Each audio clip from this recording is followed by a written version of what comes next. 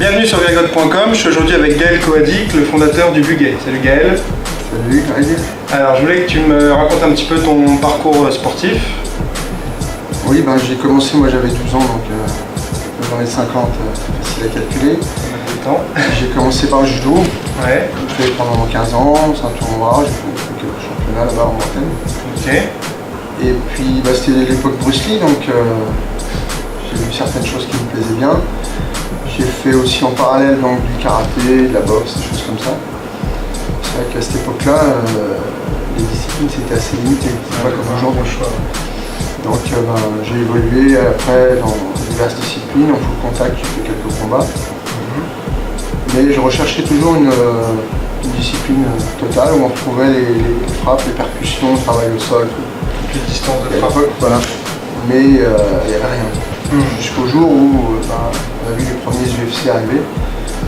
Je dis ça me correspond tout à fait. C'était vers 93, quelque chose comme ça, non, les UFC? Ouais, les premiers, mais nous en France, on est toujours un petit peu à la traîne. Donc les premières cassettes ont dû arriver en 95.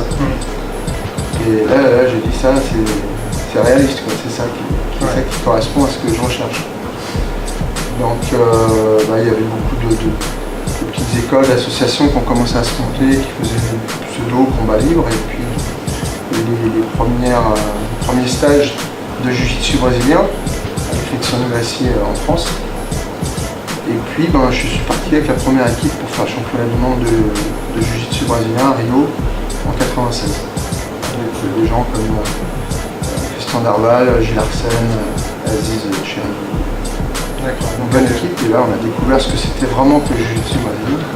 Parce qu'à l'époque, au final, vous aviez eu quasiment aucun entraînement en jiu-jitsu brésilien. Rien. On avait vu Royce Gracie à l'UFC, mais c'est tout ce qu'on avait comme base technique. Donc c'était un peu limité, et on s'est rendu compte là-bas, en allant tourner avec Gracie Barra et ailleurs, que c'était un niveau, des pâquerettes. Toi, tu avais une base en judo, voilà. Mais qui t'a pas, au sol, qui t'a pas énormément... Non, et encore j'ai de la chance, parce que moi, à l'époque où je faisais du judo, il y avait quand même une partie sol qui était assez conséquente. Le Newaza, c'est ça qu'on appelle. Voilà, une Newaza. Et que maintenant, je vois les clubs de judo, très peu de sol. C'est vraiment compétition. Je crois qu'ils ont refait des compétitions de Newaza pour essayer un peu de compenser. Ouais, pour essayer de ramener un petit peu, de récupérer un peu le phénomène jiu-jitsu brésilien. Mais c'est vrai en disant, nous, ça existe déjà chez nous. Ouais. C'est vrai que la base technique est la même. C'est la finalité qui est un peu différente. Ouais. Donc j'ai vu le jiu-jitsu brésilien, c'était bien. Je suis revenu en France, j'ai continué à travailler le JJB, mais j'avais toujours pas ma discipline complète. Alors, il y avait des tournois qui commençaient à se créer, le Golden Trophy, donc j'ai fait le Golden Trophy en 96 en revenant du Brésil. Et donc à l'époque ça s'appelait pas encore la lutte contact, ça s'appelait le combat libre. J'ai évolué dans ce milieu-là, mais il n'y avait rien qui me plaisait vraiment. Je voulais être autonome et puis pouvoir faire un truc qui corresponde à moi. Et à chaque fois je disais je fais du combat libre, non, ça appartient à la fédération de combat libre. On peut faire ça, non, mais ça tu peux pas. Donc j'ai dit, à un moment donné, je vais créer mon style. J'avais déjà presque 25 ans de pratique. J'ai dit, ça va, c'est pas trop prétentieux non plus. Et puis c'était surtout pour dire, je fais comme je veux, je l'appelle comme je veux. Et dedans, je mets mon vécu. D'accord. Donc j'ai créé le Bugey, qui veut dire l'ancien terme japonais qui désignait les arts martiaux, les méthodes de combat. Ok, d'accord. Et donc tu as créé une fédération à la suite. Voilà, j'ai monté un premier club, j'ai formé quelques gars, et après il y a d'autres pays qui se sont intéressés à ce que je faisais. Donc on a aussi des fédérations à l'étranger. Et on a vite organisé des compétitions, la Coupe de France, des tournois Open. D'accord.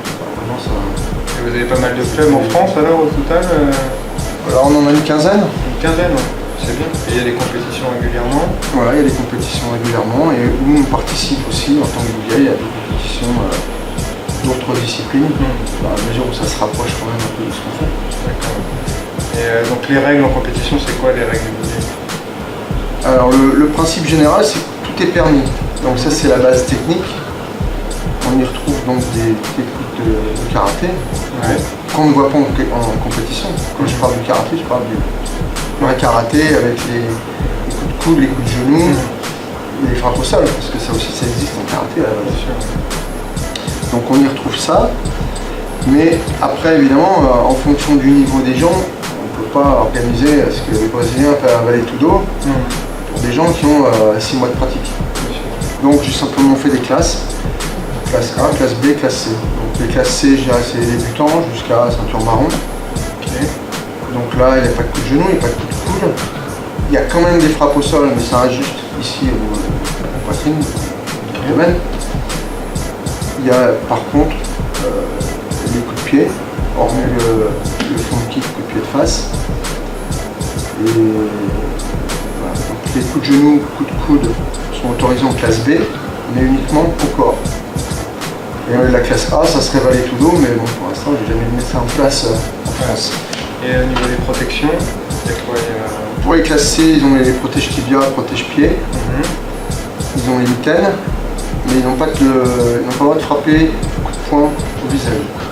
Debout classe ou au B, sol, voilà. Debout non plus, ils n'ont pas le droit de frapper au visage. Non, pour les classes C, c'est des débutants, Ouais, ils n'ont pas envie qu'ils s'abîment, c'est plus pour se faire mais plaisir. c'est bien, Et pour commencer déjà à sentir une bonne introduction où on se dit on risque pas que les gens s'abîment. Celui qui veut s'abîmer, c'est bien, il faut qu'il ait déjà une bonne condition physique, un panel technique important.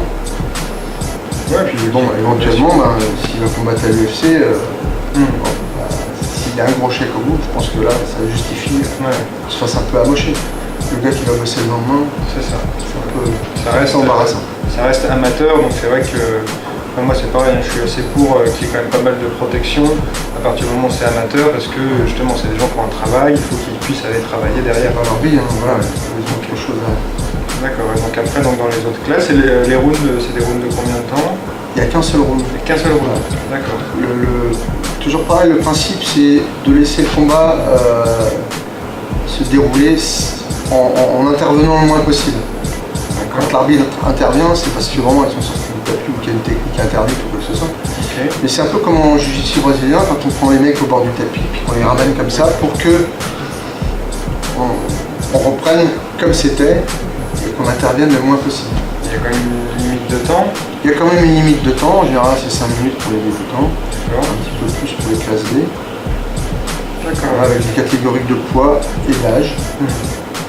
Ok, bon, c'est bien, c'est assez intéressant. Il y a des gens, je suppose, qui viennent aussi un peu d'autres disciplines dans les compétitions. J'ai beaucoup de gens qui sont venus de tous les horizons, judo, karaté, kickboxing.